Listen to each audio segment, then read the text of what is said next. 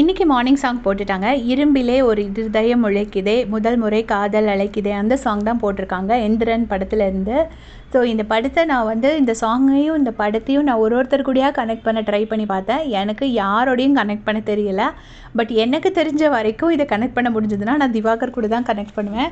So இன்றைக்கி ஒருவேளை elimination திவாகராக இருக்கலாம். ஏன்னா வந்து இன்றைக்கி ரொம்ப அன்எக்ஸ்பெக்டட் எலிமினேஷன் அப்படின்னு சொல்லிட்டு இருக்காங்க. லாஸ்ட் வீக் பிரவீனுமே ரொம்ப ஒரு ஷாக்கிங்கான எலிமினேஷன் தான். அதே மாதிரி இந்த வீக்கும் ரொம்ப ஒரு அன்எக்ஸ்பெக்டட் எலிமினேஷன் சொல்கிறாங்க. திவாகர் நிறைய வார்த்தை விடுறாரு, தீண்டத்தகாதவர் அப்படிலாம் சொல்கிறாரு.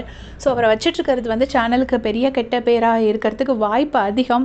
இதனால் வந்து இந்த காஸ்ட் இந்த விஷயங்கள்லாம் இன்வால்வ் ஆகிடுச்சுன்னா பெரிய போராட்டங்கள் வரும். ஸோ ஒருவேளை அவரை எலிமினேட் பண்ணலான்னு பிளான் பண்ணி அவரை எலிமினேட் பண்ணுறாங்களா, இல்லைனா ஓட்டிங் படி ரம்யா ஆர் சுபிக்ஷா எலிமினேட் ஆகுறாங்களாங்கிறது நம்ம பொறுத்திருந்தான் பார்க்கணும். அரோரா எலிமினேட் ஆகிறதுக்கு சான்ஸே கிடையாது. ஸோ இந்த 3 பேத்தில் ஒரு ஆள் தான் எலிமினேட் ஆக போகிறாங்க. திவாகருங்கிற மாதிரி நிறைய ரூமர் சுற்றிட்டுருக்கு. ஸோ ஒருவேளை திவாகராக இருக்கலாம். ஏன்னா அவர் வந்து போதுங்கிற அளவுக்கு ரீல்ஸ் பண்ணியாச்சு. பொறுத்திருந்து பார்க்கலாம். கேமராமேன் வர திவாகர் தூங்குறது ஜூம் வச்சு காட்டுறாரு. ஸோ பொறுத்திருந்து பார்க்கலாம். தேங்க்ஸ் ஃபார் வாட்சிங்.